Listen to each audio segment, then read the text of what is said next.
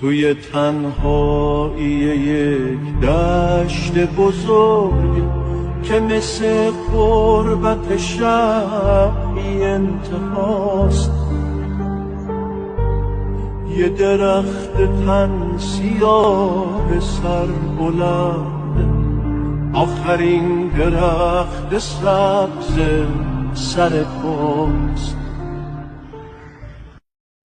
میدونی کجا خورد میشی؟ اون جایی که آدم ها باهات کاری میکنن که از خوب بودن خودت خجالت بکشی، آدم ها رو از آدم بودنشون پشیمون نکنید. چرا لیاقت آدم های خوب رو ندارید؟ چرا دوست دارید دورتون یه مش گرگ وحشی خائن باشه؟ خوب بودن آدم ها رو پای خریتشون نذارید، چون اون موقع است که اونا هم عین خودتون میشن و دنیا خیلی از اینی که هست ترسناکتر میشه.